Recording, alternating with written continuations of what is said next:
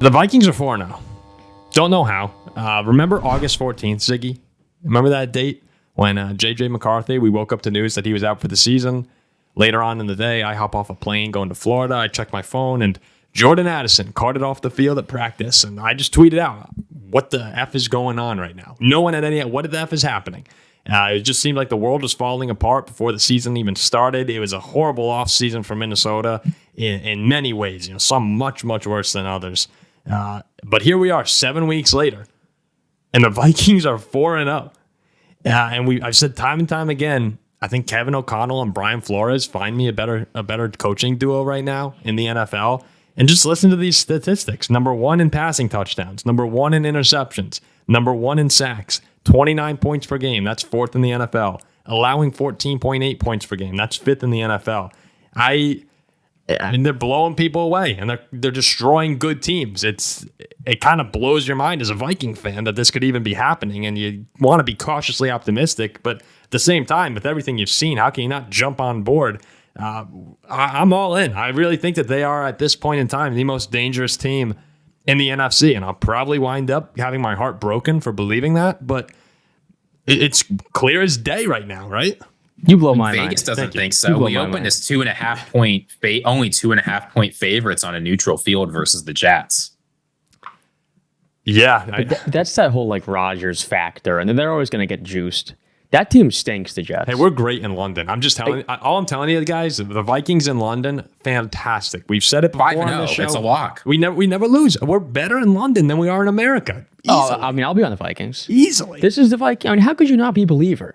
This is their best start since 2016? Yeah, right? We were 5-0 that year and didn't make the playoffs. Oh, then I guess you answer my question. Maybe you can't. Maybe you don't got to be a believer. Just saying. No, but I mean, I'm sure that year they didn't beat San Fran and the Texans and go on the road to Lambeau, right? No, we had good wins, but we weren't beating. The big one, I actually remember I was writing articles for the Viking Age at the time. I was 17 years old, I think. I thought you were going to say 7. No, 17 years old writing articles. And I believe that I wrote after they beat the Texans 35-0 or something. They had a crazy win. And I wrote, the headline of the article was I believe, Vikings #1 in power rankings. It's finally time to believe. And after that, they were just horrendous the rest of the year. But that was also injuries. The offensive line fell apart. Sam Bradford's a little banged up. There were obviously more factors that went into that. Also, too, though, is you take a team like the Steelers a couple years back. They were 11-0, right, and lost in the first round. But you could just tell watching them game by game as they eke out these wins and don't look very good. Yeah. They weren't that good. But you got to be crazy to tell me right now, after watching this team through 4 games, I mean, a mediocre team doesn't get up 28 points on the road in Lambeau. They passed the eye test. They don't beat CJ Stroud and the Texans by 30. They don't beat the Niners the way they did. It's nuts to say this team is mediocre. This team is good. Mm-hmm. And there's every reason to believe. I tracked down those headlines. I'm just going to read you the headlines starting at week 3. I used to read Wait, of my articles? So at week 3, we've got Minnesota Vikings fans should be very proud of this team. Week 6, guess who's #1? Minnesota Vikings. Week 8, Vikings fall after first loss. Week 9, Vikings snap back to reality. Week 10, snatching defeat from the jaws of victory. Week 13, for the Minnesota Vikings, it's win or go home. Oh, no. End of season, cooking up a mess. A typical Minnesota Vikings season. Oh, God. So just to read that, you could see how this goes, right? You're proud, you're excited. Then you snap back to reality and you say, don't worry, it's just one loss. And then suddenly the whole season's over and your team's terrible. That's those when articles. Oh man, I do. Now that you go back to that, I remember that season. Yeah, it was a great. I remember that. Great start. My favorite article, Ziggy, was I think it was the following year when I wrote. No, it was actually the start of that year, the very, very start. Oh, and it actually falls in line with this off season. It was Teddy's knee. It was when Teddy got hurt. The title was Teddy's knee and the utter sadness of being a Vikings fan. Fox Sports actually put that on their website, out of nowhere. Didn't give me credit, but they put it on their website. Ziggy, if the Vikings win the Super Bowl this year, and then you go to bed the night of Super Bowl Sunday, then you wake up at Oh no, 5, 6 a.m. and you see Sam Darnold lying next to you in your bed? Do you keep him there or do you be like, dude, get out? What? What would you do? You wake up and you see Darnold lying next to you. Would you be like, Sam the man? Or would you be like, Sam, get out? You got to high five him after the Super Bowl. Yeah, I mean, you got to high five him. Right? You got to be like, all right, like you can stay. I want to go back, though, to what Jack was saying a second ago. Before that, a few seconds ago. Ziggy's thinking about it. He's thinking about the answer. A few seconds ago.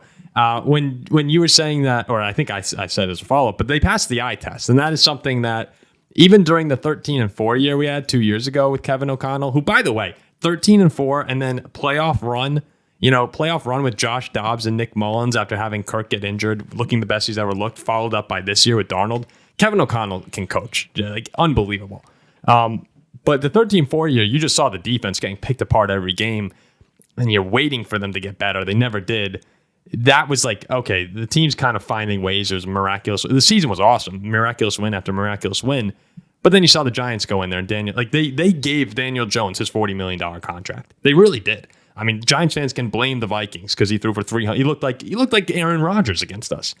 But this team's different. I mean, this one, I read an article today that said Brian Flores' defense is excelling too. They're allowing oodles of yards, was the quote.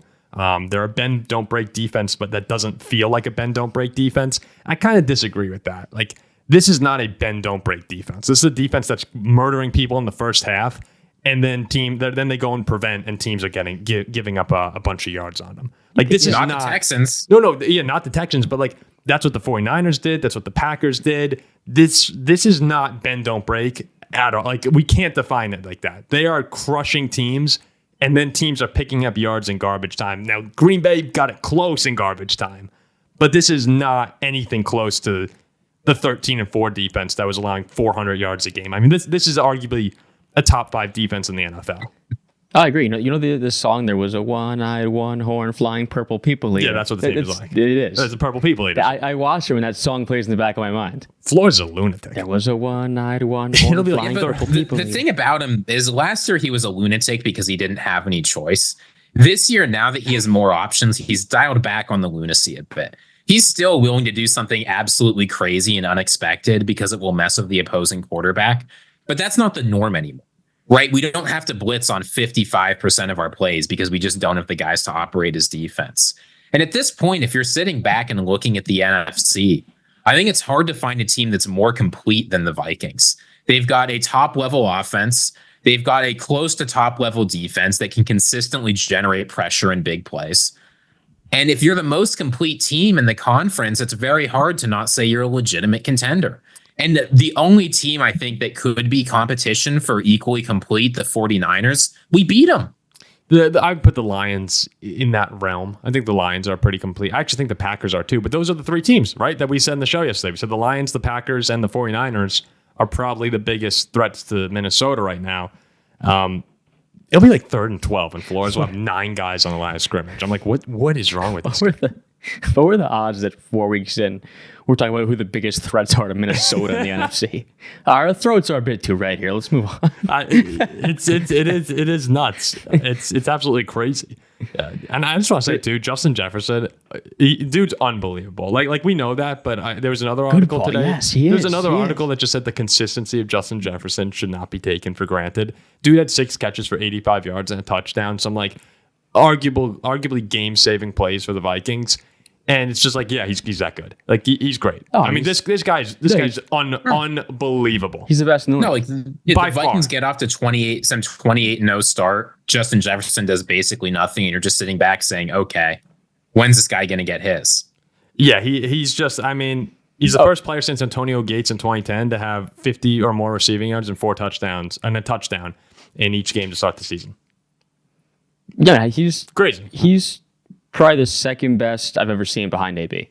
Behind AB? Oh, well, Calvin Johnson. Yeah. And to be clear, this is Justin Jefferson's worst game as a starter.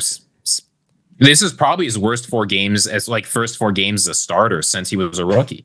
He's done better than this in the other 3 seasons. With the touchdown against the Jets, he'll tie Randy Moss's record for consecutive touchdowns for the Vikings to start a season. So, yeah, it's been... I feel like, this show I produce for the Volume is Hoops Tonight with Jason Tim. Whenever Jason talks about the Lakers, the segment can blow up much longer than we anticipated. I feel like that's going to start happening with the Vikings on this show. It's just our throats are very red right now. No, dude, We have to enjoy it while it lasts, because eventually we're going to be running segments. Where did it all go wrong? Yeah, just How could they do this again? I'm never going to believe. Why did I ever believe? Yeah, all those things. It's amazing right now, and they're kudos. I'm going to have a segment, I think, Ziggy, where I write an apology letter to Kwesi Adolfo-Mensa. Because I told you, give him a little more time. No, next episode I'll have my He doesn't apology care letter. about your apology. I'm going to write an apology. And I'm going to send it to Minnesota, too. You're the guy who did an apology to Zach Wilson on this show. You for did. Doubting That was it. our biggest video. Maybe you should back off a little. Well, that's because I just lost a bet. I'm a man of my word. Although in hindsight, that fool, he didn't know him anything. He's awful.